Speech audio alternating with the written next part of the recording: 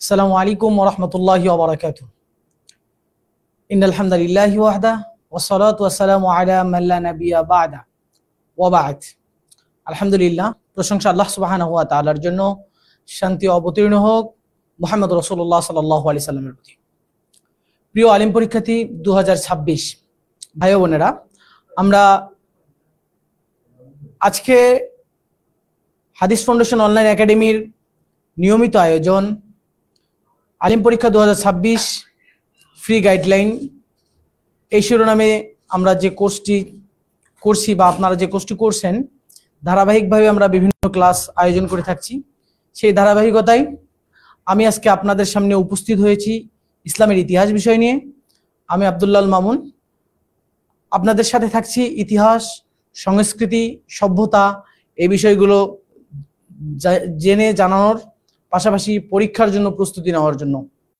আশা করছি আমরা এমন একটা সময় উপস্থাপন করছি, এমন একটা সময় আছি যে আমাদের পরীক্ষার প্রস্তুতি সবার মোটামুটি কিছুটা হয়ে গেছে, কিছুটা বাকি আছে, যেহেতু আর কিছুদিন পরে আমাদের টেস্ট পরীক্ষা। তো এই ক্ষেত্রে আমাদের পড়াশোনাগুলোকে আরো ব্যাপক থেকে ব্যাপকতার তৈরি করতে হবে, পড়াশোনার জায়গাগুলোকে। তো আমরা ক্লাসের দিকে শুরু করি। আসসালামু আলাইকুম ওয়া রাহমাতুল্লাহ। হাদিস ফাউন্ডেশন অনলাইন একাডেমিতে স্বাগতম। আজকে আমার সাথে যে ক্লাসটি হবে আপনাদের, সেটি হবে ইসলামের ইতিহাস।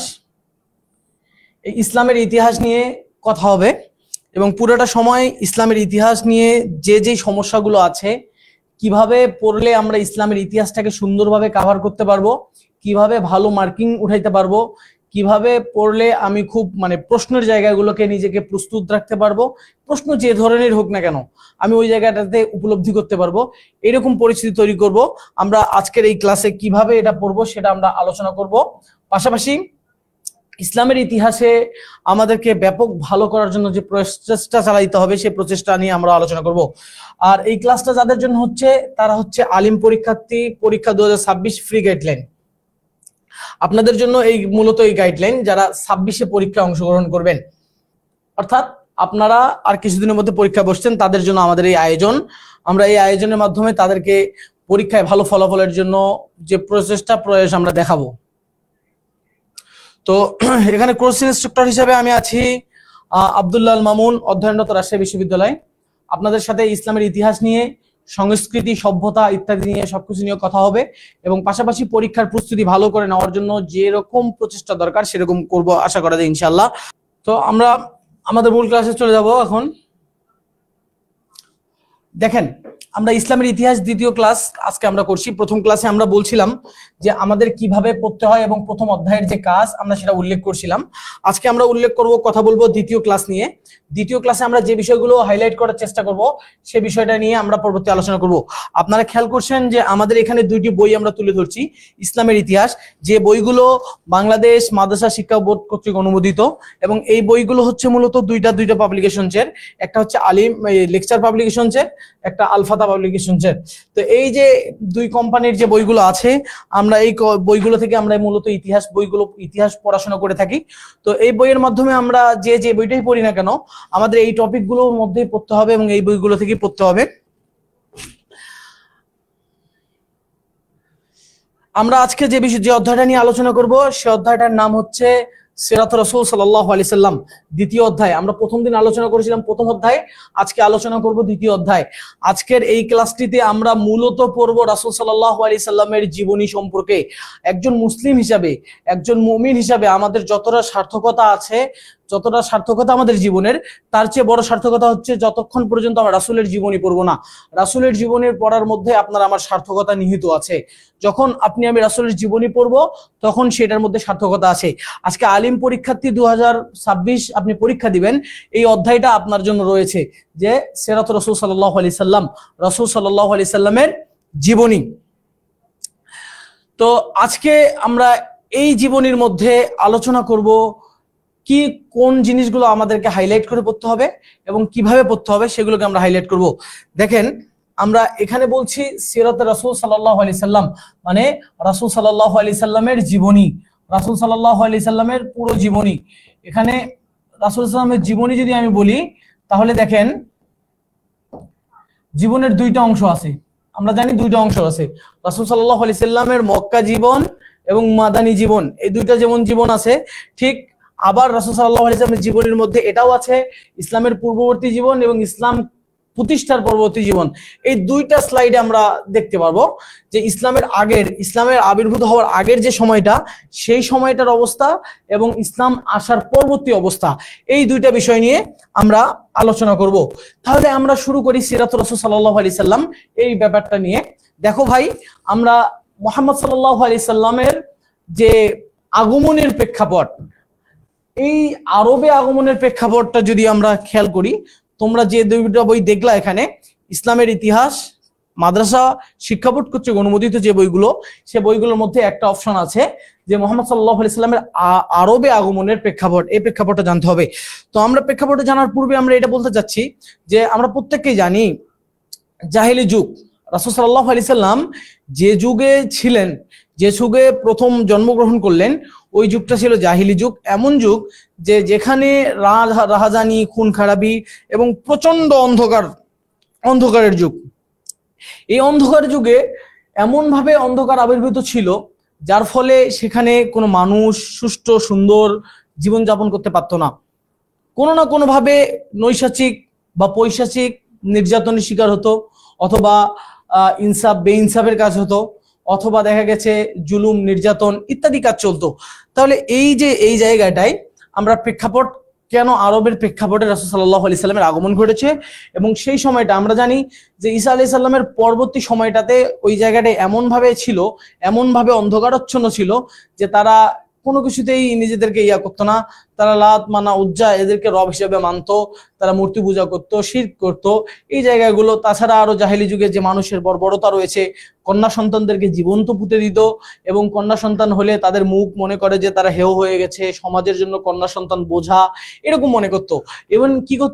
ইভেন দেখা গেছে যে তাদের বাড়ির যে মহিলারা, অর্থাৎ একজন পুরুষ তার স্ত্রীকে অন্য একজন বীরের কাছে, যে কোনো যুদ্ধে জয় করছে, সেই বীরের কাছে পাঠাতো, এবং সেই বীরের সাথে সংস্পর্শে এসে তার যে সন্তানটা আসবে, তাদের ধারণা ছিল জাহেলি যুগের মানুষের যে তাদের সন্তানটা ওই বীরের ঔরসজাত হওয়ার কারণে সেই সন্তানটাও বীর হবে। এরকম কুসংস্কার, কিছু রীতিনীতি তাদের মাঝে ছিল, এবং তাদের চিন্তা চেতনা সবকিছু ছিল এমন। ভাই, এখন আমরা এই যে আগমনের সময়, এই প্রেক্ষাপটটা দেখলাম, তার পরবর্তী সময় রাসূল সাল্লাল্লাহু আলাইহি সাল্লামের আগমন হয়েছেন। তিনি যখন আগমন ঘটলেন, তখন দেখলেন, তিনি তো শৈশবকালে যখন দেখছিলেন, শৈশব থেকে আস্তে আস্তে যখন বড় হলেন, বড় হওয়ার পর বুঝতে পারলেন যে এটা একটা কি অন্ধকারাচ্ছন্ন জীবনযাপন। তো এই যে এখানে মুহাম্মদ সাল্লাল্লাহু আলাইহি সাল্লামের আবির্ভাবকে উল্লেখ করে বিখ্যাত দার্শনিক টমাস কার্লাইল এই কথাটা বলছেন যে মুহাম্মদ সাল্লাল্লাহু আলাইহি সাল্লামের আবির্ভাবটা হচ্ছে অন্ধকার যুগের স্ফুলিঙ্গ, অর্থাৎ আলোর স্ফুলিঙ্গ, জ্যোতির আলো স্ফুলিঙ্গ।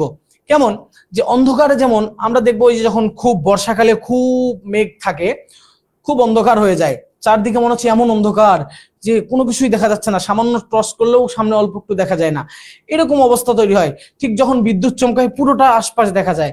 তাহলে ওই যে বিদ্যুৎ চমকানোর কারণে আলোর অন্ধকারটা যেমন আমাদের কাছ থেকে দূর হয়ে গেল, ঠিক মুহাম্মদ সাল্লাল্লাহু আলাইহি সাল্লাম ওই অন্ধকার পরিবেশ, এমন কুশ্রী অন্ধকার ছিল যেখানে খুব নির্মম নির্যাতন, এমন অন্ধকার ছিল যে অন্ধকারের বদৌলতে আমরা কিছু করতে, রাসূল সাল্লাল্লাহু আলাইহি সাল্লামের জীবনী পড়তে গেলে আমরা সেখানে দেখতে পাই যে কেমন অন্ধকার ছিল।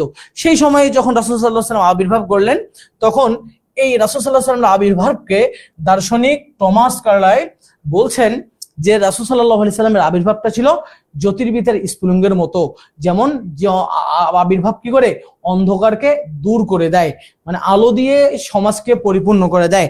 এজন্য তিনি এই কথা বলছেন, this arrives the man Muhammad and that on century is it not as if he spoke.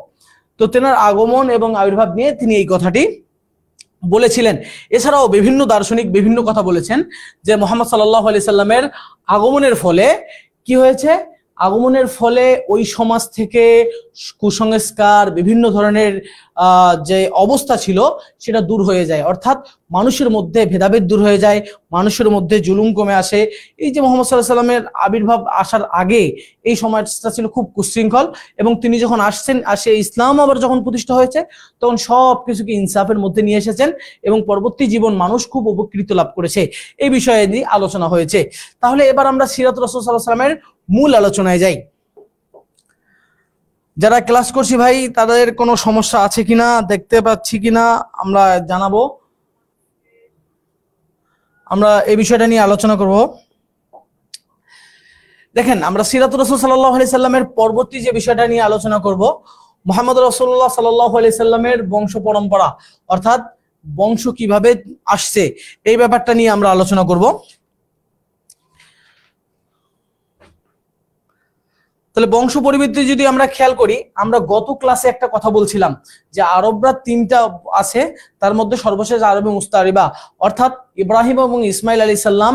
Ibrahim আলাইহিস সালাম ইসমাইল এবং তার মা হাজরা আলাইহিস সালামকে যখন তিনি ওই মরুভূমিতে রেখে আসলেন, যখন রেখে আসার পর ওই আশপাশ কিছু এলাকা মিলে যখন একটা বস্তি তৈরি হলো, মানে বসতি তৈরি হলো, জনপদ তৈরি হলো, মানুষদের আবাসস্থল তৈরি হলো, তখন তাদেরকে আরব, প্রকৃত আরব বলা হয়। তো সেইখান থেকে মুহাম্মদ সাল্লাল্লাহু আলাইহি সাল্লামের বংশের শুরু হয়ে গেছে ইব্রাহিম আলাইহিস সালাম থেকে, তারপর ইসমাইল আলাইহিস সালাম, ইব্রাহিম আলাইহিস সালাম, তারপর ইসমাইল আলাইহিস সালাম আসলো, এরপর বিভিন্ন সিলসিলায় চলে আসছে।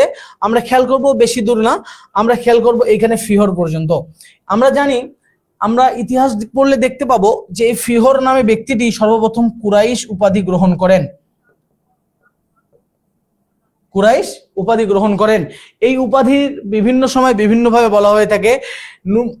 এই কুরাইশ উপাধি গ্রহণ করার পর থেকে এই গোত্রটার নাম হয় কুরাইশ। যিনি প্রথম ফিহর নামের ব্যক্তি, তিনি কি করেছেন? কুরাইশ নামটা গ্রহণ করেছেন। কুরাইশ শব্দের অর্থ কি, এর আমরা আস্তে আস্তে পরবর্তীতে পড়ছি।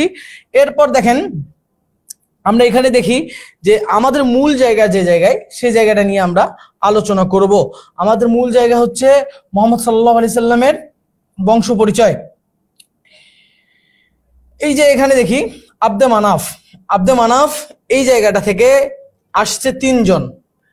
আব্দে মানাফের পর থেকে পরম্পরায়, বংশ পরম্পরায় আসছে তিনটা সিঁড়ি বা তিনটা স্তর। তার মধ্যে একজনের নাম হচ্ছে হাসিম, তারপরের জন হচ্ছে আব্দুল মুত্তালিব, তারপরে হচ্ছে আব্দুল্লাহ।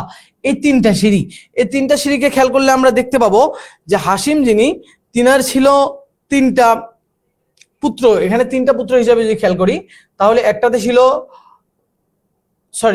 আমরা আব্দুল মুত্তালিবের ক্ষেত্রে খেয়াল করব, আব্দুল মুত্তালিবের তিনটা পুত্র ছিল। তিনটা পুত্রের মধ্যে একজন হচ্ছেন আব্দুল্লাহ, যিনি মুহাম্মদ রাসূলুল্লাহ সাল্লাল্লাহু আলাইহি সাল্লামের পিতা ছিলেন, একটা ছিলেন আব্দুল্লাহ, আর অপরজন হচ্ছে আবু তলেব, এবং আরেকজন ছিলেন মুত্তালিব, আব্দুল্লাহ মুহাম্মদ, আলী মুহাম্মদ সংক্ষিপ্ত। তাহলে এখানে আমরা আব্দুল মুত্তালিব থেকে তিনটা অংশ পাইলাম, যে একজন হচ্ছে আব্দুল্লাহ, যিনি মুহাম্মদ সাল্লাল্লাহু আলাইহি সাল্লামের পিতা, আর আবু তলেব, যিনি মুহাম্মদ সাল্লাল্লাহু আলাইহি সাল্লামের চাচা, তারপর আলী মুহাম্মদ, যিনিও চাচা ছিলেন। তো আমরা এই জায়গাটা খেয়াল করলে দেখতে পাবো যে আব্দুল্লাহ মূলত রাসূল সাল্লাল্লাহু আলাইহি সাল্লামের পিতা ছিলেন আব্দুল্লাহ পিতা হচ্ছেন আব্দুল মুত্তালিব, অর্থাৎ মুহাম্মদ সাল্লাল্লাহু আলাইহি সাল্লামের দাদা হচ্ছেন আব্দুল মুত্তালিব। আব্দুল মুত্তালিবের যে তিন সন্তান ছিল, তার মধ্যে দ্বিতীয় সন্তানের নাম হচ্ছে আবু তলেব, যিনি কি করছেন? রাসূল সাল্লাল্লাহু আলাইহি সাল্লামের তত্ত্বাবধান করছেন, অর্থাৎ রাসূল সাল্লাল্লাহু আলাইহি সাল্লামের পিতামাতা মারা যাওয়ার পর, দাদা মারা যাওয়ার পর তিনি কি করেছিলেন? দেখাশোনা করেছিলেন। তাহলে আমরা এখানে বলতে পারি যে মুহাম্মদ সাল্লাল্লাহু আলাইহি সাল্লামের ঊর্ধ্বতন বংশ শুরু হয়ে গেছে ইব্রাহিম আলাইহিস সালাম থেকে এবং ইসমাইল আলাইহিস সালাম থেকে। এরপর আমরা এখানে আরেকটা জিনিস খেয়াল করি যে ফিহর নামের ব্যক্তি প্রথম কুরাইশ নামটা, উপাধিটা গ্রহণ করে। যখন এই উপাধি গ্রহণ করে, তখন থেকে এই কুরাইশ বংশধরের আবির্ভাব বা শুরু হয়। আমরা এই জিনিসটা বুঝতে পারছি কিনা ভাই? দেখো যে রাসূল সাল্লাল্লাহু আলাইহি ওয়াসাল্লামের বংশ পরম্পরায় কিভাবে বংশ পরম্পরায় আসছে, আমরা সেখান থেকে আলোচনা করছিলাম। মূলত আব্দুল মুত্তালিব থেকে আমরা আলোচনা করছিলাম। আব্দুল মুত্তালিবের তিন সন্তান ছিল, তার মধ্যে আব্দুল্লাহ একজন, আরেকজন আবু তলেব, আরেকজন আলী মুহাম্মদ। এই আব্দুল্লাহর ছিল এক সন্তান, যা মোহাম্মদ রাসূলুল্লাহ সাল্লাল্লাহু আলাইহি সাল্লাম। আব্দুল্লাহ থেকে আসছেন মুহাম্মদ সাল্লাল্লাহু আলাইহি ওয়াসাল্লাম। এই জায়গাটা থেকে আমরা দেখলাম। এরপরে আমরা যে বিষয়টা নিয়ে আলোচনা করবো ভাই, রাসূল সাল্লাল্লাহু আলাইহি সাল্লামের বংশ পরম্পরা জানলাম। এরপর রাসূল সাল্লাল্লাহু আলাইহি সাল্লামের যে বিষয়টা আমাদের জানতে হবে, এই বিষয়টা আমাদের খুব ইম্পর্টেন্ট। আমাদের এই বংশ পরম্পরা থেকে খুব ইম্পর্টেন্ট না, এটা জানার জন্য, ইতিহাস মূলত জানার জন্য যে জিনিসগুলো জানা দরকার, তার মধ্যে একটা হচ্ছে বংশ পরম্পরা। এই বংশ পরম্পরার মধ্যে যে প্রশ্নটা করতে পারে সেটা হচ্ছে ফিহর ও কুরাইশ উপাধিটা সর্বপ্রথম কে গ্রহণ করে। যিনি ছিলেন ফিহর নামক ব্যক্তি, তিনি সর্বপ্রথম কুরাইশ নামটা কি করেছিলেন, গ্রহণ করেছিলেন উপাধিটা। এই উপাধি গ্রহণ করার পর থেকে কুরাইশদের বংশগণের নাম করা হয়েছে কুরাইশ বংশ। দেখো আমরা এই জায়গায় খেয়াল করি ভাই, এই জায়গায় আমরা দেখতে পাবো যে ফিহর সর্বপ্রথম, ফিহর নামে ব্যক্তিটি সর্বপ্রথম কি করেছে, সর্বপ্রথম কুরাইশ নামে উপাধি গ্রহণ করেন। কুরাইশ নামে যে উপাধি গ্রহণ করেন তিনি ছিলেন ফিহর নামে ব্যক্তিটা। এবার আসেন কুরাইশ শব্দের অর্থ কি। কুরাইশ শব্দের অর্থ হচ্ছে একত্র করা। তাহলে এখানে কুরাইশ শব্দের অর্থ একত্র করা হচ্ছে কেন ভাই? বিষয়টা হচ্ছে এমন যে কুসাই নামক মক্কার যে লোকজন ছিল বা মক্কার যে জনপদ ছিল, এই জনপদগুলো কি করছিল, যখন ওই যে আরবে মুস্তারিবা আমরা পড়ছিলাম যে ওই জায়গাটায় যখন প্রাথমিক আরবরা ছিল বা স্থায়ী যারা আরব ছিল, তারা কি করেছে, তারা আশপাশের মানুষদের সাথে, কুসাই যে ব্যক্তি ছিলেন তিনি আশপাশের মক্কার লোকদের সাথে একটা ভালো সম্পৃক্ততা অর্থাৎ ভালো সম্পর্ক করেছেন। হ্যাঁ, যেমন আমরা ভালো সম্পর্ক করি না বন্ধু বান্ধবের সাথে, বন্ধু কি অবস্থা, একজন অপরিচিত বন্ধুর সাথে খুব ভালো ব্যবহার করি, ঠিক এইরকম এই জায়গাটা হচ্ছে এমন যে তারা কি করছিল, একজন আরেকজন যেমন ছড়িয়ে ছিঁড়ে ছিল, তখন তারা সবাইকে এক জায়গায় করার ব্যবস্থা করে এই কুসাই নামক ব্যক্তিটা। যখন এই লোকজন সম্পৃক্ত করা করলো এবং একত্রিত করলো, তখন এই গোত্রের একটা নাম প্রয়োজন। তখন নামটা কি দিল, নামটা দিল কুরাইশ। কুরাইশ শব্দের অর্থ কি করা, জমা করা। যেহেতু তারা সকল মানুষ জমে মানে বিভিন্ন জায়গায় ছড়িয়ে ছিটিয়ে ছিল, তাদেরকে ধরে এক জায়গায় করলো, জমা করলো, এই জন্য তাদের নামকরণ করা হলো কুরাইশ। আর এই কাজটা করছে কে, এই কাজটা করছে কুসাই। কিন্তু মজার ব্যাপার হচ্ছে এই কুরাইশ উপাধিটা গ্রহণ করছে ফিহর। এই জিনিসটা মাথায় রাখতে হবে যে ফিহর সর্বপ্রথম কি করছে, কুরাইশ উপাধি গ্রহণ করছে, কিন্তু মূলত কুরাইশ নামটা করা হয়েছে কুসাইয়ের কাজবাজের উপর। কাজবাজের উপর মানে ভাই যে এই যে কাজটা চলছে, কেমন কাজ, যে তিনি বিভিন্ন জায়গায় ছড়িয়ে ছিটিয়ে ছিল মানুষজন, সবাইকে এক জায়গায় করছে, এই ব্যক্তিটা কষ্ট করছে, এজন্য কি করা হয়েছে, এজন্য কুরাইশ নামকরণ করা হয়েছে। তাহলে আমরা বিষয়গুলো খেয়াল করি ভাই, যে কুরাইশের যে ব্যাপার স্যাপার ছিল সেটা খেয়াল করলাম। এবার আরেকটা জিনিস দেখি,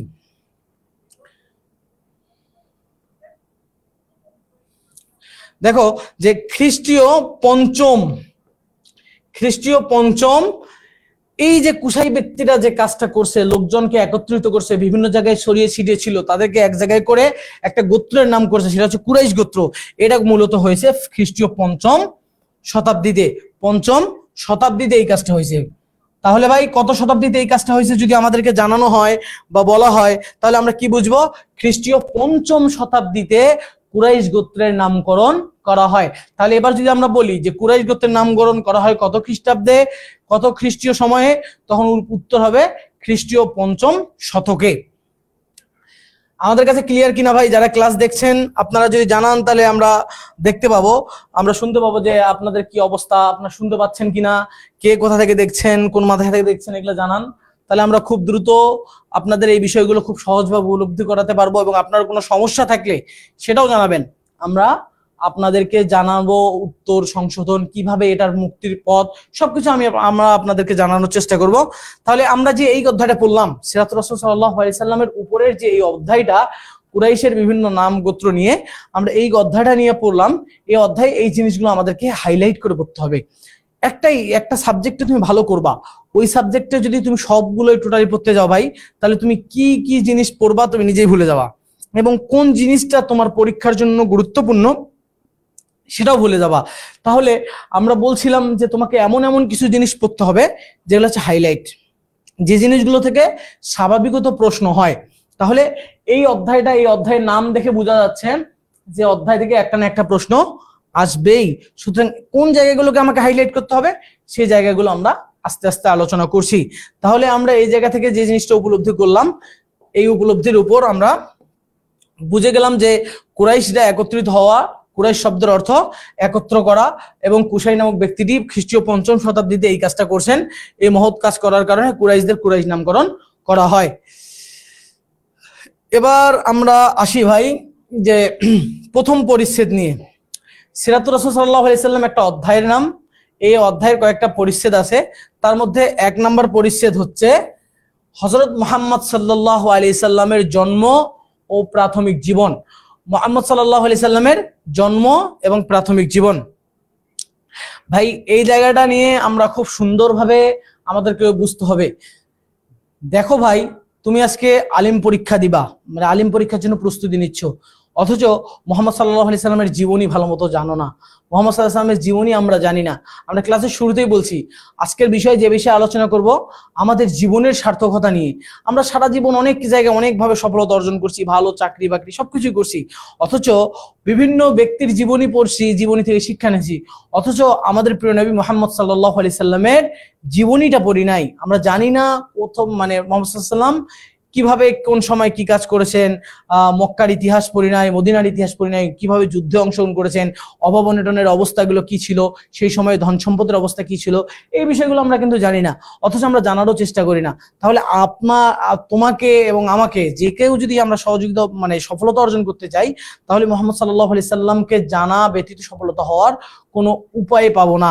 আমরা সফলতার যে পথ, সে পথটা পাবো না। তাহলে আমাদেরকে এটা জানতে হবে।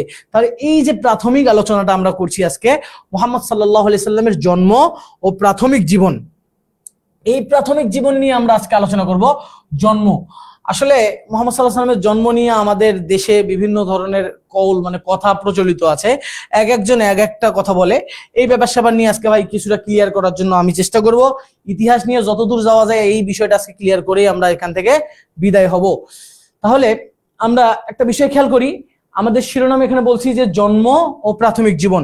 তাহলে প্রাথমিক জীবন এবং জন্ম, তাহলে মুহাম্মদ সাল্লাল্লাহু আলাইহি সাল্লামের আবির্ভাবের আগের কারণটা যেটা বললাম, যে অন্ধকার যে যুগটা আছে, এই যুগের পরে মুহাম্মদ সাল্লাল্লাহু আলাইহি সাল্লামের জন্ম, এই যুগের সময়, এবং এই যুগে যখন তিনি বেড়ে উঠছেন, অবস্থা দেখে তিনি মনে করছেন যে এমন এক অবস্থা যে যুগে কোনো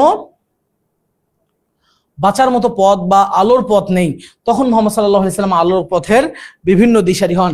তাহলে এবার জন্ম কত তারিখে হয়েছে এই বিষয় নিয়ে আমরা আলোচনা করব। ভাই খেয়াল করো, জন্ম তারিখ নিয়ে ইতিহাসবেত্তাদের অর্থাৎ যারা ইতিহাস রচনা করেছেন তাদের মাঝে কি আছে, তাদের মাঝে এই নিয়ে একটা মতভেদ আছে। ভাই মতভেদ, মেলা রকমের মতভেদ আছে। যেমন তাবারি, ইবনে খালদুন ও ইবনে হিশাম প্রমুখজন বলেছেন যে রাসূল সাল্লাল্লাহু আলাইহি ওয়াসাল্লাম 12ই রবিউল আউয়াল জন্মগ্রহণ করেছেন। এই ব্যাপারটার দিকে একটা নির্দেশ করার চিন্তা করছেন। তার মানে রাসূল সাল্লাল্লাহু আলাইহি ওয়াসাল্লামের জন্ম নিয়ে এখানে একটা বিভেদ আছে। তারা কিছুজন বলছেন কত 12ই রবিউল আউয়াল। আমরা প্রথম পাইলাম যে কারা, তবারি এবং ইবনে খালদুন এবং ইবনে হিশাম, এই তিন ব্যক্তি তাদের কিতাবে উল্লেখ করছেন যে রাসূল সাল্লাল্লাহু আলাইহি সাল্লাম 12ই রবিউল আউয়াল জন্মগ্রহণ করেছেন। এরপর খেয়াল করি দ্বিতীয় কথা কি বলছে, আবুল ফিদা তিনি উল্লেখ করছেন রাসূল সাল্লাল্লাহু আলাইহি সাল্লাম 10 তারিখ অর্থাৎ রবিউল আউয়াল মাসের 10 তারিখ জন্মগ্রহণ করেছেন। তাহলে আমরা কয়টা পাইলাম, জন্ম নিয়ে দুইটা কথা পাইলাম। ভাই আমরা শুরুতে বলছি যে জন্ম তারিখ নিয়ে ইতিহাসবেত্তাদের মধ্যে কি আছে, একটা মতভেদ আছে। কেউ বলছেন 12 তারিখ, কেউ বলছেন 10 তারিখ। এবার আমরা 3 নম্বরে আসি। ভাই দেখো, প্রফেসর ডক্টর মোহাম্মদ আসাদুল্লাহ গালিব তার বিখ্যাত বই সিরাতুর রাসূল সাল্লাল্লাহু আলাইহি সাল্লামে উল্লেখ করেন। এই বইটা হচ্ছে আমাদের কাছে খুব রাসূল সাল্লাল্লাহু আলাইহি সাল্লামের জীবনী জানার জন্য খুব আলোকবর্তিকা, অর্থাৎ খুব সহজেই আমরা রাসূল সাল্লাল্লাহু আলাইহি সাল্লামের জীবনীকে খুব সঠিকভাবে সঠিক ইতিহাস আমরা জানতে পারবো। কে কিভাবে ইতিহাস লিখছে, অনেকজন ইতিহাসকে রং সং দিয়ে অনেক রকম করে তৈরি করছে, আবার কেউ ইতিহাসকে বিভিন্ন রকম কাটছাট করার চেষ্টা করছে। অথচ এই বইয়ের মধ্যে তোমরা ভাই ইতিহাসের রাসূল সাল্লাল্লাহু আলাইহি ওয়াসাল্লামের জীবনীর জন্য যা যা ঘটেছে সব কিছুর সত্যতা একেবারে পুঙ্খানুপুঙ্খানুভাবে সত্যতা তোমরা এই জায়গায় পাবে। তো এই professor doctor Asadullah Ghalib sir তার বইয়ের মধ্যে উল্লেখ করেছেন যে 9ই রবিউল আউয়াল মাসে রাসূল সাল্লাল্লাহু আলাইহি সাল্লাম জন্মগ্রহণ করছেন। তাহলে আমরা এখান থেকে 3টা তারিখ পাইলাম, একটা হচ্ছে 12, একটা হচ্ছে 9 আর একটা হচ্ছে 10। তাহলে 12 রবিউল আউয়াল, 10 এবং 9। তাহলে আমরা এখানে মতভেদটা উল্লেখ করি। ভাই মতভেদটা খেয়াল করি যে রাসূল সাল্লাল্লাহু আলাইহি সাল্লামের জন্ম নিয়ে 3টা মতভেদ আমরা খেয়াল করলাম। তাহলে এইটার মতভেদটা কোনটা সঠিক এবার আমাদেরকে এই বিষয়টা দেখতে হবে। দেখো 4 নম্বর, আধুনিক জ্যোতির্বিদ অর্থাৎ যারা দিনকাল গণনা করে তারা এই ব্যাপারে প্রমাণ করছেন যে 9 রবিউল আউয়াল তারিখে জন্মগ্রহণ করেন। আধুনিক যে সায়েন্স বলে অর্থাৎ এই জ্যোতির্বিদের ব্যাপারটা হচ্ছে এমন যে তারা সময়ের উপর নির্ধারণ করে, বিভিন্ন সময়ের বিভিন্ন তারিখ নির্ধারণ করে। যেমন আমরা সোমবার বলি, বিভিন্ন যোগ বিয়োগ করে আমরা আগামী কয়েক বছরের সোমবার কি বার ছিল সেটাও বলা যায়। এখন আমরা অনেকেই পারি এই জিনিসটা, তোমরাও অনেকেও আছে এর মধ্যে এই জিনিসটা তোমরা পারো। ঠিক ইনারা এই জিনিসটা করছে, কিভাবে করছে যে আমরা জানি যে রাসূল সাল্লাল্লাহু আলাইহি ওয়াসাল্লামের জন্ম তারিখ নিয়ে সমস্যা, বাট জন্ম বার নিয়ে কারো মতভেদ নেই। জন্ম তারিখ নিয়ে অনেকের মাঝে এই বিষয়টা নিয়ে সমস্যা হয়েছে যে কবে তিনি জন্মগ্রহণ করছেন, এই ব্যাপারটা নিয়ে মতভেদ আছে। কিন্তু কি বারে জন্মগ্রহণ করেছেন এ ব্যাপারে কারো কি নাই, সন্দেহ নেই।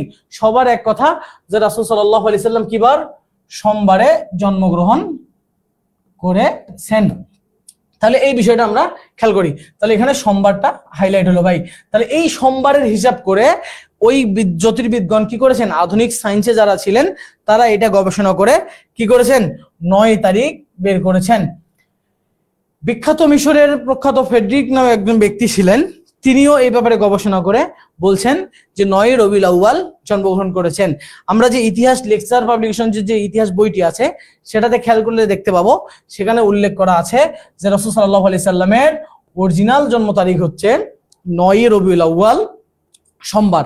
তাহলে আমরা এখানে দ্বন্দ্ব ক্লিয়ার হয়ে গেল যে বিভিন্ন মতভেদ আছে, বিভিন্ন ইতিহাসগণ বিভিন্ন বলছেন যে 12 তারিখে জন্মগ্রহণ করেন, 10 তারিখে জন্মগ্রহণ করেন, 9 তারিখে জন্মগ্রহণ করেন, কিন্তু আধুনিক বিজ্ঞান এটা সত্যতা প্রমাণ করলো। তাহলে আমরা এখন বিজ্ঞানের যুগে বাস করছি, আমরা সত্য নিউজ সত্যতাতে বেশি যাচাই বাছাই করি ভাই। আমরা একটা ফোন কিনতে গেলেও এখন গুগলে সার্চ করি যে কত তারিখ থেকে কত, বা কত ভার্সন, মানে পিক্সেল কত, তারপর কত র্যাম রোম কত, এই জিনিসগুলো আমরা সার্চ করে তারপর কিনতে যাই ভাই। একটা সামান্য দাম কোনো জিনিসের পাঞ্জাবি কিনতে গেলেও আমরা ওই জিনিসটার এখন দাম চেক করে যাই যে আমি ঠকতেছি কিনা, এরকম আমরা চিন্তা ভাবনা করি। ঠিক আধুনিক জ্যোতির্বিদগণও এই বিষয়টা ক্লিয়ার করছেন, এবং সেই সময়ের মিশরের একজন জ্যোতির্বিদ ছিল, তিনিও এই বিষয়টা ক্লিয়ার করে 9 রবিউল আউয়াল এই বিষয়টা উল্লেখ করছেন। সুতরাং আমরা এখান থেকে সর্বশেষ যে কথাটা পাইলে খেয়াল করি, সুতরাং মুহাম্মদ সাল্লাল্লাহু আলাইহি সাল্লাম 9 রবিউল আউয়াল তারিখে জন্মগ্রহণ করেন। তাহলে আমাদের এইখানে এসে আমরা দাঁড়ালাম 9 রবিউল আউয়াল রাসূল সাল্লাল্লাহু আলাইহি সাল্লাম জন্মগ্রহণ করেন। যেহেতু রাসূল সাল্লাল্লাহু আলাইহি সাল্লামের জন্ম ও প্রাথমিক জীবন আলোচনা করব, তাই রাসূল সাল্লাল্লাহু আলাইহি সাল্লাম প্রথম কি করেছিলেন, 9 রবিউল আউয়াল জন্মগ্রহণ করেন। এই ব্যাপার নিয়ে ইতিহাসবিদগণ তাদের অবস্থা থেকে এই বিষয়টা উল্লেখ করছেন। এবার আমরা খেয়াল করি যে দিনটি ছিল সোমবার। দিনটি কি বার ছিল, আমরা তখনও বলছি যে দিনটা ছিল সোমবার, এটা নিয়ে কারো মতভেদ নেই। সুতরাং মুহাম্মদ সাল্লাল্লাহু আলাইহি সাল্লাম 571 খ্রিস্টাব্দের 9 রবিউল আউয়াল সোমবার জন্মগ্রহণ করেন। তাহলে আমরা ক্লিয়ার হইলাম কি যে রাসূল সাল্লাল্লাহু আলাইহি ওয়াসাল্লাম কত খ্রিস্টাব্দে জন্মগ্রহণ করে, 571 খ্রিস্টাব্দে। এই জিনিসটা আমার দরকার। এখন তুমি যদি খেয়াল করো ইতিহাসের বিভিন্ন সৃজনশীলের প্রশ্নটা যে রাসূল সাল্লাল্লাহু আলাইহি সাল্লামের জন্মসাল কত, রাসূল সাল্লাল্লাহু আলাইহি সাল্লামের জন্মসাল কত, জন্মসাল কত, এই প্রশ্নটা সৃজনশীলে প্রায় দেখা যায়। তো এই প্রশ্নটা তাহলে এখানে আমরা উত্তর পাইলাম কি, 571 খ্রিস্টাব্দে 9 রবিউল আউয়াল তিনি কি করেছিলেন, জন্মগ্রহণ করেছিলেন। এই ব্যাপারটা আমরা ক্লিয়ার হইলাম। এরপর দেখি যে পিতার নাম কি ছিল। পিতার নাম আব্দুল্লাহ, পিতার নাম ছিল আব্দুল্লাহ, মাতার নাম আমেনা। আমরা বংশ যখন পড়ছিলাম তখন বলছিলাম যে আব্দুল্লাহ আব্দুল মুত্তালিবের 3 সন্তান ছিল, তার মধ্যে আব্দুল্লাহ এবং আবু তালেব, আমরা এই দুইটার নাম প্রায়ই জানি সবাই। তো এই আব্দুল্লাহ ছিলেন মুহাম্মদ সাল্লাল্লাহু আলাইহি সাল্লামের পিতা এবং মাতা ছিলেন আমেনা। তাহলে আমরা এই দুইটা জায়গায় ক্লিয়ার হইলাম। এরপর আসি নামকরণ। নামকরণের যখন সময় আসলো তখন আমরা যেমন আজকে আকিকা বা বিভিন্ন বিষয় নিয়ে বা বাচ্চা জন্মগ্রহণের 7 দিনের মধ্যে আকিকা করি, ঠিক আরবদের মধ্যেও এরকম একটা সিস্টেম আছে। তো আরবরা 7 দিনের মধ্যে আকিকা করে, তারা অনুষ্ঠান করে, বিভিন্ন দাওয়াত করে এবং বিভিন্ন মানুষদের স্থানীয় শাসকবর্গ থেকে শুরু করে স্থানীয় যে লোকজন থাকে তাদের প্রত্যেককে দাওয়াত করে এবং তাদের খাওয়া দাওয়ার একটা ব্যবস্থা থাকে। ঠিক সেই সময় তার দাদা, যেহেতু পিতা জন্মের 6 বছর পূর্বে মারা যায়, তো এই মারা যাওয়ার পরে দায়িত্ব পুরোটাই পড়ে মুহাম্মদ সাল্লাল্লাহু আলাইহি সাল্লামের দাদা নেন। এই পুরো ফ্যামিলির দায়িত্ব মুহাম্মদ সাল্লাল্লাহু আলাইহি সাল্লামের দাদা যখন নিলেন, তখন মুহাম্মদ সাল্লাল্লাহু আলাইহি সাল্লামের নামকরণের ব্যাপারে যখন জিজ্ঞেস করা হলো, যে কুরাইশরা ওই অনুষ্ঠানে যখন খাওয়া দাওয়া শেষে জিজ্ঞেস করলো কুরাইশ দলীয় প্রধানরা বা গোত্র প্রধানরা, যে এই শিশুর নাম কি রেখেছেন আপনারা। আমরা স্বাভাবিকত কোথাও যখন আকিকার দাওয়াত গুলো খেতে যাই বা ওই দাওয়াত গুলোতে খেতে গেলে আমরা কি করি, খাওয়া দাওয়ার পরে সবাই বাচ্চাটাকে দেখতে যাই, বাচ্চাটার জন্য দোয়া করি, বা এরকম ট্রেডিশন তো আমাদের বাংলাদেশেও আছে। তো এরকম আমরা যে নিজেদের অবস্থান থেকে যখন অনেক সময় জিজ্ঞেস করি না, বাবুটার নাম কি রাখছেন, ঠিক কুরাইশরা কি বলছেন, জিজ্ঞেস করছেন কাকে, দাদাকে, আব্দুল মুত্তালিবকে, যে শিশুটির নাম কি। তখন তিনি বলছেন মুহাম্মদ। মুহাম্মদ, মুহাম্মদ যার অর্থ হলো প্রশংসিত, অর্থাৎ যিনি প্রশংসা করেছেন তাকে বলা হয়। তাহলে মুহাম্মদ মানে কি, যে প্রশংসা করেছেন। এ ব্যাপারে আমরা আরো কিছু কথা বলবো। এখানে একটা হাদিস আমরা দেখতে পাচ্ছি, আরবি লেখাগুলো দেখতে পাচ্ছি, খেয়াল করলে আমরা দেখতে পাবো মুহাম্মদ ইবনে জুবাইর ইবনে মুতিম থেকে একটা হাদিস বর্ণনা আছে, আন্না রাসূলুল্লাহ সাল্লাল্লাহু আলাইহি সাল্লাম ইন্না লি আসমাআন, নিশ্চয় লি মানে আমার, আসমা আমার অনেকগুলো নাম আছে, তার মধ্যে একটা আনা মুহাম্মদ, আমি মুহাম্মদ, ওয়া আনা আহমদ, আর একটা নাম হচ্ছে আহমদ। তাহলে রাসূল সাল্লাল্লাহু আলাইহি সাল্লামের এখানে দাদা বলছেন যে মুহাম্মদ নাম, আর তিনার মা, এখানে ইতিহাসে যেমন তোমরা নীল বইটা দেখতে পাবো লেকচার পাবলিকেশনসের, সেখানে বলা আছে যে মুহাম্মদ সাল্লাল্লাহু আলাইহি ওয়াসাল্লামের মাতা আমেনা একদিন স্বপ্নে দেখলেন যে তার রত্নকন্যা সন্তানের নাম আহমদ, তিনি স্বপ্নে দেখলেন, তাই এজন্য তিনি আহমদ বলে অভিভূত করেছেন। ঠিক এই হাদিসটাতে রাসূল সাল্লাল্লাহু আলাইহি সাল্লাম বলছেন আমার অনেকগুলো নাম আছে, তার মধ্যে মুহাম্মদ একটা আমার নাম, আরেকটা নাম কি আহমদ, আরেকটা ওয়ানা মাহি, আরেকটা নাম হচ্ছে মাহি। মাহি কি, আল্লাযী ইয়ামহুল্লাহু বিহিল কুফর, মাহি মানে কি করা, বিদরিত করা, যার মাধ্যমে কুফর অর্থাৎ কুফরিকে অস্বীকার, যেমন কাফেরদের যে অবস্থা সেটা দূর করা, আল্লাহ রসুলকে দিয়ে এটা দূর করাইছেন, এর জন্য রাসূল সাল্লাল্লাহু আলাইহি ওয়াসাল্লাম আরেকটা নাম হচ্ছে মাহি। এরপর ওয়ানা হাশের, আরেকটা হচ্ছে কি করা, আরেকটা হচ্ছে ওয়ানা হাশের, এবং তিনি ছিলেন জমাকারী, কি জমা করেছেন, এবং তিনি মানুষদেরকে কিয়ামতের দিনে জমা করবেন, এই ব্যাপারটা আছে, সকল মানুষকে কিয়ামতের দিন জমা করবেন এবং শাফায়াত করবেন। এরপর আছে ওয়ানা আকেব, আরেকটা নাম কি আকেব।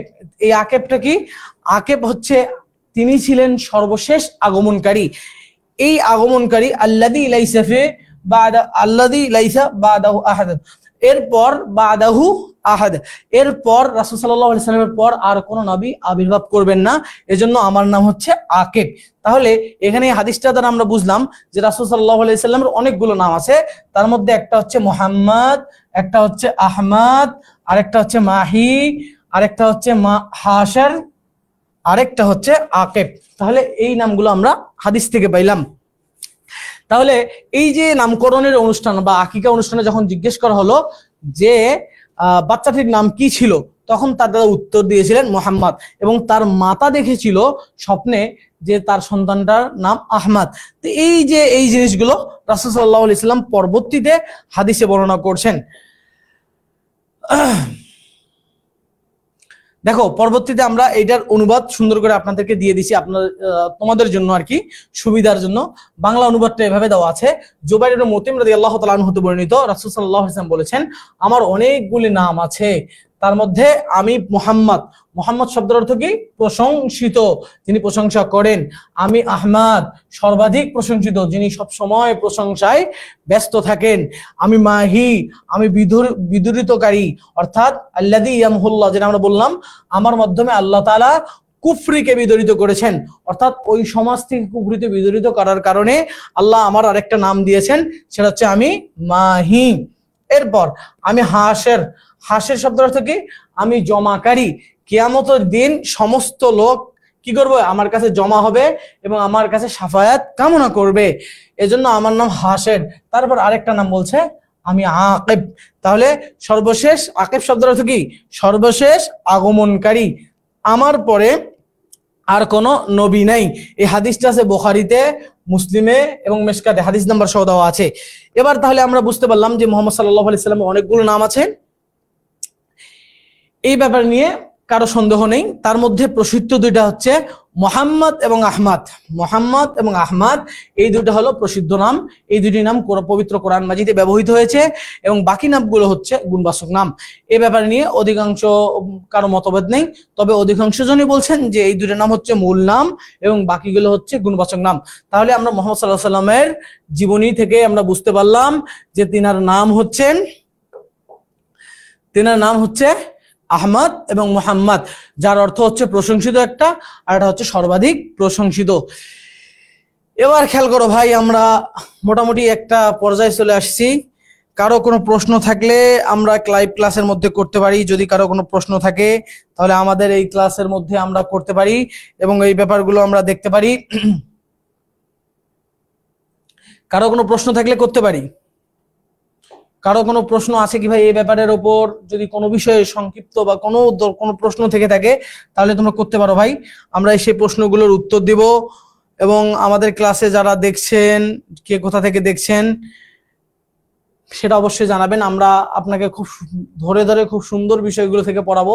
এবং সর্বশেষ আজকে ইতিহাস ক্লাসের শেষে একটা মজার বিষয় আছে, সেই মজাটা দেখতে হলে ক্লাস শেষ পর্যন্ত থাকতে হবে।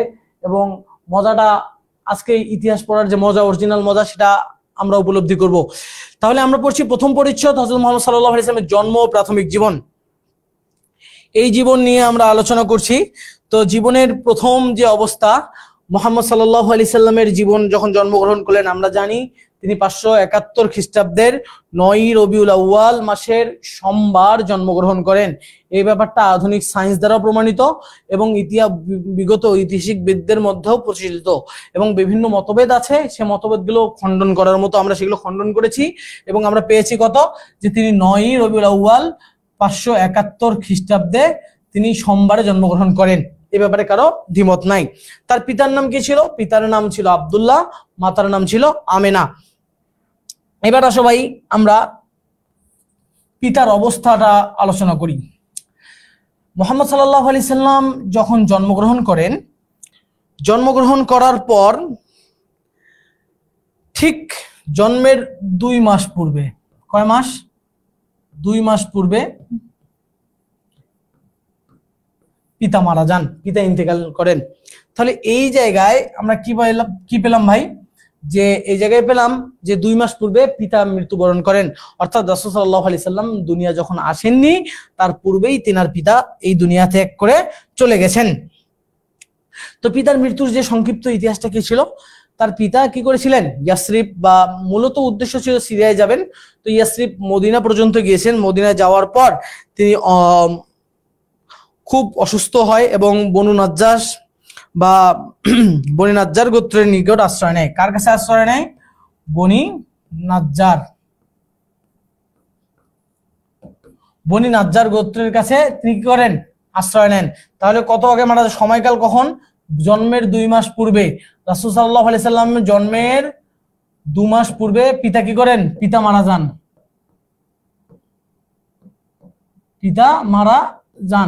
আর যখন রাসূল সাল্লাল্লাহু আলাইহি ওয়াসাল্লামের পিতা কি করেছিলেন? সিরিয়ার উদ্দেশ্যে বা ব্যবসা বাণিজ্যের জন্য সিরিয়ার উদ্দেশ্যে গিয়েছিলেন। তো ইয়াসরিবে পৌঁছার পর তিনি যখন অসুস্থ বা রোগাক্রান্ত মনে হলেন, তখন তিনি কি করলেন? বনি নাজ্জারের কাছে আশ্রয় গ্রহণ করলেন এবং সেখানেই ইন্তেকাল করেন। তো এরপর আকিকার নামকরণ আমরা এটা জানলাম। এরপর আমরা পড়বো যে ধাত্রীগৃহ মুহাম্মদ সাল্লাল্লাহু আলাইহি সাল্লাম। ধাত্রীগৃহ এটা কি? এই জিনিসটা হচ্ছে যে সেই সময়ে আরবদের একটা প্রথা ছিল, যখন কারো বাচ্চা জন্মগ্রহণ করত তখন একজন ধাত্রীমা, অর্থাৎ ওই শিশুটিকে দুগ্ধপান করার কারণে তার ধাত্রীমা, তাকে ধারণ করার মা, যে এই মা তিনি কি করতেন? তৈরি হতো। তাদের এই ট্রেডিশন বা এই কালচার বা সংস্কৃতি সেই সময় আইয়ামে জাহিলিয়াতের যুগে ওই সময়টাতে ছিল। তো সেই ধারাবাহিকতায় রাসূল সাল্লাল্লাহু আলাইহি সাল্লামের জন্মের 3 দিন পর, অর্থাৎ জন্মের 2 থেকে 3 দিন পর তিনি মাতৃদুগ্ধ পান করেন এবং 3 দিন পরে তিনি আবু লাহাবের দাসী কে ছিলেন? আবু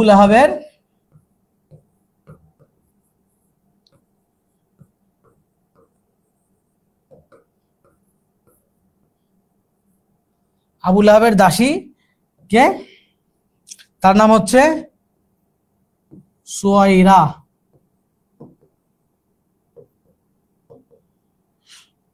সুয়াইরা নামের দাসী কি করেন, রাসূল সাল্লাল্লাহু আলাইহি সাল্লামকে 2-3 দিন পরে, জন্মের 2 দিন পরে দুধ পান করান। এজন্য তিনি কি হন, তিনি প্রথম দুধমাতা হন। এরপর দ্বিতীয় দুধমাতা আমরা জানি যে সৌদি আরবে বা সেই সময় জাহিলি যুগে একটা ট্রেডিশন ছিল বা ঐতিহ্য, ট্রেডিশন শব্দ ঐতিহ্য বা একটা সংস্কৃতি ছিল, যখন কোনো সন্তান জন্মগ্রহণ করত তখন ওই সন্তানদের জন্মগ্রহণ বা স্তনপান লালন পালন করার জন্য বিভিন্ন সময় বিভিন্ন প্রদেশ থেকে ধাত্রীরা বা নারীরা আসতো, এসে তাদেরকে কি করতো, দুধ পান করতো, দুধ পান করাতো এবং দেখাশোনা করতো। ফলে তারা কি করতো, কিছু অর্থ গ্রহণ করত এবং এভাবে তারা জীবিকা উপার্জন করত। ঠিক এই কাজটা করত। তো যখন এই অবস্থা দেখলো, ঠিক সেই সময়ের অবস্থা, জাহিলি যুগের অবস্থাটা এমনই ছিল যে তারা যখন জানতে পারলো, বিভিন্ন সময় বিভিন্ন মানুষরা আসে দেখতে থাকলো সুন্দর এই বাচ্চাটাকে, মুহাম্মদ সাল্লাল্লাহু আলাইহি সাল্লামকে দেখতে থাকলো, তখন তাদের মধ্যে অনেকজনই কি করলো, এড়িয়ে গেল। যে কেন এড়িয়ে গেল, যে এদের তো মূল উদ্দেশ্যটা ছিল কি করবে, তারা টাকা গ্রহণ করবে, এটা থেকে উপার্জন করবে। আর তারা রাসূল সাল্লাল্লাহু আলাইহি সাল্লামের যেহেতু পিতা জন্মের পূর্বে মারা গেছে, এজন্য তারা এতিম এই বালকটিকে গ্রহণ করার জন্য তারা কি করছিল, চেষ্টা চালাচ্ছিল না, তারা চাচ্ছিল না। তারা কি চাচ্ছিল, তারা চাচ্ছিল যে যাদের ধনী পরিবার আছে তাদের দিকে যাবে এবং তাদের থেকে টাকা ভালো পয়সা গ্রহণ করবে এবং তাদের দেখাশোনা করবে, এই কাজ করতো। তো ঠিক তাদের সাথে একজন ছিল হালিমা, যিনি দুধমাতা হালিমা, তিনি আসলেন এবং তিনিও প্রথমে চাইলেন না, পরে তিনি তার স্বামীর পরামর্শ নিয়ে তার স্বামী বললেন যে তুমি এই বাচ্চাটিকে নাও, এতিম বালকটিকে নাও। তখন তিনি কি করলেন, এতিম বালকটিকে ধাত্রী হিসাবে গ্রহণ করলেন। তাহলে দ্বিতীয় দুধমাতা ছিলেন হালিমা। তাহলে আমরা এই দুইটা জিনিস এখানে হাইলাইট করব। তো মূলত হালিমা ছিলেন সাদ গোত্রের। এই বিষয়গুলো ক্লিয়ার তো ভাই? তাহলে আমরা ধাত্রীগৃহে মুহাম্মদ সাল্লাল্লাহু আলাইহি ওয়াসাল্লামের অবস্থানটা আমরা দেখলাম যে রাসূল সাল্লাল্লাহু আলাইহি ওয়াসাল্লাম জন্মগ্রহণের 2-3 দিন পর প্রথম যিনি দুধ পান করেছেন বা দুধ পান করেছেন, দেখাশোনা করেছিলেন, তিনি হচ্ছেন সুরাইয়া, যিনি ছিলেন আবু লাহাবের দাসী। আর দ্বিতীয় ছিলেন হালিমা, যিনি তাকে একবারে সিনাচাক অর্থাৎ সিনাচাক হওয়া পর্যন্ত তিনি দেখাশোনা করেছিলেন। এরপর আমরা দেখি ভাই পরের অবস্থা, পরের কোটেশন দেখি যে শৈশব জীবন। রাসূল সাল্লাল্লাহু আলাইহি সাল্লামের শৈশব জীবনটা আমরা খেয়াল করি। আমরা রাসূল সাল্লাল্লাহু আলাইহি সাল্লামের শৈশব জীবনটা খেয়াল করি। রাসূল সাল্লাল্লাহু আলাইহি সাল্লামের শৈশব জীবনটা কেমন ছিল, এই ব্যাপারটা নিয়ে যদি আমরা আলোচনা করতে চাই, তাহলে আমরা সবচেয়ে বেশি অবাক হব যে একটা শিশু স্বাভাবিকত যেরকম গ্রোথ হয় অর্থাৎ বৃদ্ধি পায়, ঠিক মুহাম্মদ সাল্লাল্লাহু আলাইহি সাল্লামের একটা শিশু 5 দিনে যেরকম বাড়তো, মুহাম্মদ সাল্লাল্লাহু আলাইহি সাল্লাম একদিনে সেরকম বাড়তো বলে ইতিহাস এটা আমাদেরকে জানাচ্ছে। তো ইতিহাস কি করতো, যে রাসূল সাল্লাল্লাহু আলাইহি সাল্লামের শারীরিক গঠনটা কি করতো, খুব দ্রুত গ্রো করতো বা বৃদ্ধি পেত। একটা শিশু যেমন 5 দিনে হয়, ঠিক সেই দিনটা হচ্ছে রাসূল সাল্লাল্লাহু আলাইহি সাল্লামের একদিনই হয়ে যেত। তো এই শৈশবে কিছু ঘটনা আছে, যেমন আমরা রাসূল সাল্লাল্লাহু আলাইহি সাল্লামকে আমরা আলামিন বলে জানতে পারি। তিনি ছিলেন বিশ্বাসী সবার মাঝে, তিনি সবাইকে সত্য কথার যে বিষয়টা ছিল সেই বিষয়টা করতেন এবং তিনি ছোট বাচ্চাদের সাথে হালিমা অর্থাৎ তার দুধমা, যে তাকে দেখাশোনা করার জন্য ধাত্রীমা তিনি দেখাশোনা করছিলেন, হালিমা দুধমা, তার বাসায় তিনি বসবাস করতেন। তো তার একটা পুত্র ছিল আব্দুল্লাহ। তিনি যখন একটু বড় হলেন, তখন কি করলেন, তার এই ভাই আব্দুল্লাহ কোথায় যায় এই ব্যাপারে রাসূল সাল্লাল্লাহু আলাইহি সাল্লাম তার দুধমাতাকে জিজ্ঞেস করলেন। তখন দুধমাতা উত্তর দিলেন যে আব্দুল্লাহ কি করে যায়, গরু বা ছাগলের যে দল আছে বা ছাগলের যে পাল আছে সেই পালটার সাথে কি করতে যায় এবং দেখাশোনা করে, তাদেরকে সেই মরুভূমিতে চারণ করে, অর্থাৎ মরুভূমিতে চারিয়ে বিভিন্ন খাবার গ্রহণ করে। তাহলে এই যে হালিমার যে পুত্র ছিল আব্দুল্লাহ, সে এই কাজটা করত। যখন রাসূল সাল্লাল্লাহু আলাইহি সাল্লাম এই ব্যাপারটা দেখলো যে প্রতিদিন তার ভাই এই কাজ বেড়ে যাচ্ছে, তখন রাসূল সাল্লাল্লাহু আলাইহি সাল্লাম তার দুধমাতা হালিমাকে জিজ্ঞেস করলেন যে আব্দুল্লাহ কোথায় যায়।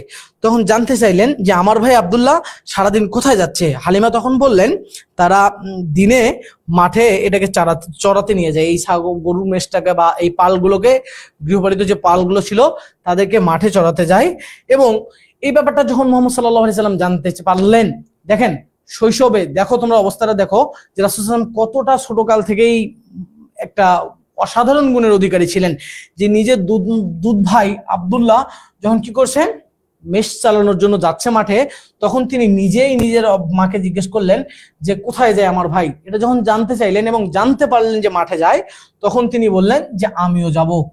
তখন তার কথাটা ছিল যে আমিও যাব। এবার হচ্ছে অরিজিনাল মজার বিভাগটা দেখো ভাই।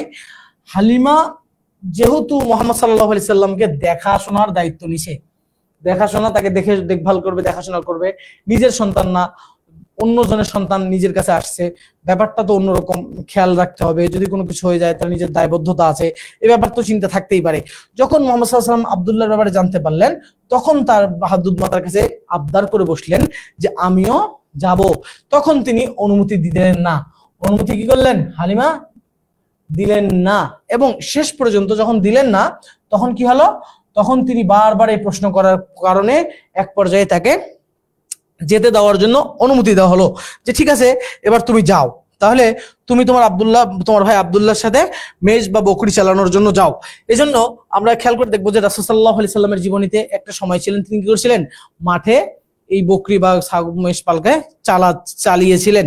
এটা রাসূল সাল্লাল্লাহু আলাইহি ক্ষেত্রে না, আমরা অধিকাংশ নবী রাসূলের জীবনী যদি পড়ি তাহলে দেখবো যে রাসূল সাল্লাল্লাহু আলাইহি অধিকাংশ নবী রাসূলেই এই কাজটা করতেন। তাদের নিজস্ব গৃহপালিত যে পশুগুলো থাকতো তাদেরকে মাঠে চারণ করতো এবং তাদেরকে বিভিন্ন বিভিন্ন জিনিস, তাদের যে তৃণমূল যে খাবারগুলো আছে, ঘাস বা লতা পাতা যে খাবারগুলো আছে, তারা সেখান থেকে সেটা গ্রহণ করতো।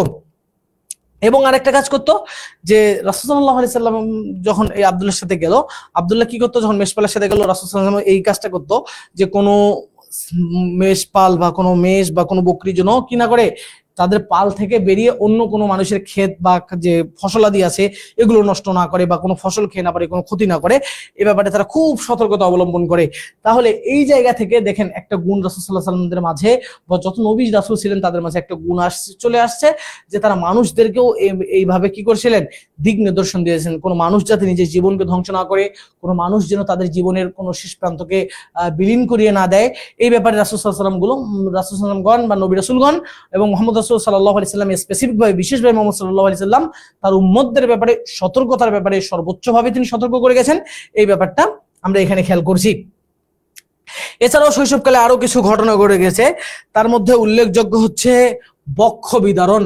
অর্থাৎ বক্ষ বিদারণ বিষয়টা কিভাবে আমি উল্লেখ করি, বিষয়টা হচ্ছে যে ভিতর থেকে বুক ছেড়ে কলিজাটা বের করে, এটাকে বলে বক্ষ বিদারণ। তো এই ঘটনাটা ঘটে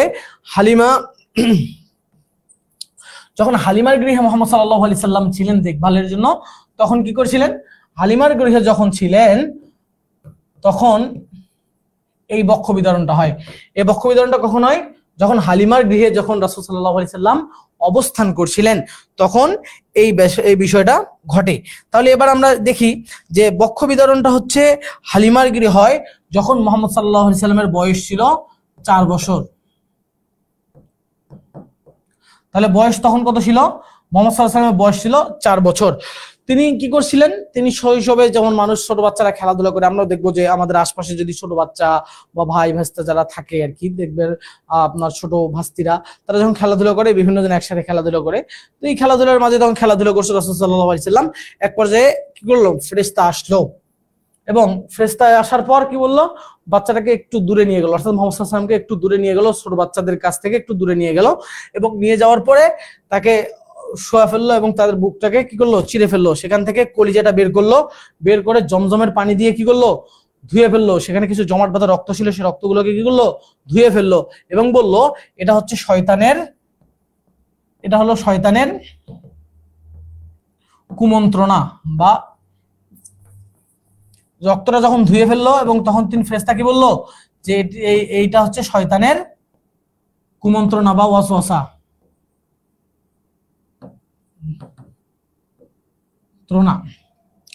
তাহলে এই যে বক্ষ বিদারণ, এই বক্ষটা কি করলো, বক্ষ বিদারণ হলো। ইতিহাসবিদদের মধ্যে বক্ষ বিদারণ 4 বার হয়েছে। একবার 4 বছর বয়সে, এরপর 10 বছর বয়সে, এরপর হচ্ছে বলা যায় এটা যখন তিনি কি করলেন, বাইতুল মুকাদ্দাস থেকে ঊর্ধ্বগমনে গেলেন, অর্থাৎ ঊর্ধ্বগমনে গেলেন, তখন একটা সময় হয়ে গেছে এবং সর্বশেষ বিদায় হজের সময় হয়েছে। তাহলে এই চারটা অবস্থায় কি হয়েছে, রাসূল সাল্লাল্লাহু আলাইহি সাল্লামের বক্ষ বিদারণ হয়েছে বা বুককে পরিষ্কার করা হয়েছে। তার মধ্যে ছোটবেলায় যেটা করা হয় সেটা হচ্ছে 10 বছরের সময়, এবং 10 বছরের সময় যখন করা হয় তখন রাসূল সাল্লাল্লাহু আলাইহি সাল্লাম প্রথম করা হয় 4 বছরে, যখন রাসূল সাল্লাল্লাহু আলাইহি সাল্লাম কোথায় ছিলেন, হালিমার গৃহে। যখন এই যে ফেরেশতা জিবরিল এসে রক্ত ধুয়ে নিয়ে চলে গেলেন, এরপর এই ঘটনাটা ছোট বাচ্চারা দেখতে পেলো যে যখন ওই শিশুটি পড়ে আছে, তখন ওই ছোট বাচ্চাগুলো হালিমাকে খবর দিল যে মুহাম্মদ এই অবস্থায় নিহত হয়ে গেছে বা মারা গেছে। তারা এই বুঝে গেছে যে মারা গেছে। তখন তিনি তাড়াহুড়া করে আসলেন, এসে দেখলেন যে এই অবস্থা। তখন তিনি এসে দেখলেন যে মুহাম্মদ সাল্লাল্লাহু আলাইহি সাল্লাম সুস্থ এবং মলিন হিসাবে আছে। মুহাম্মদ সাল্লাল্লাহু আলাইহি সাল্লাম কি আছেন, সুস্থ আছেন এবং মলিন, কিছুটা মুখটা মলিন হয়ে আছেন। তখন তিনি তাকে নিয়ে গেলেন এবং বাড়িতে সেবা শুশ্রূষা করলেন। করার পর কিছুদিন পর তিনি কি করলেন, তাকে নিয়ে আসলেন। কোথায় নিয়ে আসলেন, তখন আবার নিয়ে আসলেন তার মায়ের কাছে। তার মায়ের কাছে যখন নিয়ে আসলেন এবং মায়ের কাছে নিয়ে আসার পর তার মাকে যখন নিয়ে আসলেন, মাকে বলল এই ঘটনা। তখন তার মা জন্মের আগে যে স্বপ্ন দেখেছিলেন, তার মুহাম্মদ সাল্লাল্লাহু আলাইহি ওয়াসাল্লামের জন্মের আগে যে ঘটনাটা দেখেছিলেন সেটি তাকে বর্ণনা করলেন এবং বললেন এই শিশুটি কি একটি অসাধারণ শিশু এবং আল্লাহর পক্ষ থেকে এর পক্ষে এই শিশুর পিছনে কিছু কাজ রয়েছে, এ ব্যাপারটি তার মা উল্লেখ করলেন। এই কথা বলার পর থেকে মুহাম্মদ সাল্লাল্লাহু আলাইহি সাল্লাম তখন থেকে তার মা আমেনার কাছে নিজ গৃহে কি করলেন, দেখাশোনা করলেন এবং সেখানেই থাকলেন। এরপর আমরা দেখি যে মায়ের ইন্তেকাল যখন আসলেন, আসার কিছুদিন পরে, এতদিন বাইরে ছিলেন, এরপর বাইরে ছিলেন, তার কিছুদিন পরে আসলেন। আসার পর ষষ্ঠ হিজরিতে তার মা মুহাম্মদ সাল্লাল্লাহু আলাইহি ওয়াসাল্লামের মা ইন্তেকাল করলেন। এই জায়গায় ইন্তেকাল করার পর যখন হালিমার গৃহ থেকে আমেনার গৃহতে আসলেন, অর্থাৎ নিজের গৃহে আসলেন মুহাম্মদ সাল্লাল্লাহু আলাইহি সাল্লাম, তার কিছুদিন পর মুহাম্মদ সাল্লাল্লাহু আলাইহি সাল্লাম এর মা আমেনা উপলব্ধি করলো যে আমি আমার স্বামীর কবর, যে স্বামী যেহেতু মদিনায় মারা গেছে সেখানেই কবর আছে, তো কবর জিয়ারত করব এবং আমার সন্তানের পিতা সে তার বাবার কবর জিয়ারত করবে, এই চিন্তা নিয়ে তিনি সেখানে গেলেন। এবং যাওয়ার পথে তিনি মদিনায় গেলেন এবং দেখাশোনা করলেন, জিয়ারত করলেন, ফেরার পথে মক্কায় আবওয়া নামক জায়গায় তিনি কি করলেন, অসুস্থ হয়ে পড়লেন এবং সেখানেই ইন্তেকাল করলেন। এবং সেখানে ইন্তেকাল করলেন, সাথে যে একজন দাসী ছিল তাকে মুহাম্মদ সাল্লাল্লাহু আলাইহি সাল্লাম সেই দাসী মুহাম্মদ সাল্লাল্লাহু আলাইহি সাল্লামকে তার দাদার কাছে পৌঁছালেন এবং তার পরবর্তীতে মাতার মৃত্যু যাওয়ার পরে দাদা তাকে দেখাশোনা করেছেন। এর কিছুদিন পরে কি হয়ে যায়, দাদা মারা যায় এবং তারপরে দায়িত্ব পড়ে যায় আবু তালিবের তত্ত্বাবধানে, অর্থাৎ তার চাচা রাসূল সাল্লাল্লাহু আলাইহি ওয়াসাল্লামের চাচা আবু তালিব কি করেছিলেন, তার তত্ত্বাবধান করছিলেন মুহাম্মদ সাল্লাল্লাহু আলাইহি ওয়াসাল্লামের। এরপর আরেকটা বিষয় এখানে পড়তে হবে, আল আমিন কেন বলা হয়? মুহাম্মদ সাল্লাল্লাহু আলাইহি সাল্লামের একটা নাম ছিল, বিশ্বস্ত নাম ছিল যে আল আমিন। তিনি কারোর সাথে কখনো কি করেন না, তিনি সবসময় মানুষের সবকিছু সত্য কথা বলতেন এবং কারোর সাথে প্রতি কোনো কিছু ব্যাপার স্যাপার নিয়ে কোনো কথাবার্তা করতো না। এরপর দেখো ভাই, আমরা সর্বশেষ যে অধ্যায়টা চলে আসছি, বা স্বাভাবিকত যেই জায়গা থেকে সৃজনশীল প্রশ্নগুলো হয় সেই জায়গাটি আমরা এবারে আসছি, সেটা হচ্ছে হারবুল ফুজ্জার হচ্ছে পাপীদের যুদ্ধ। কাদের যুদ্ধ? পাপীদের যুদ্ধ।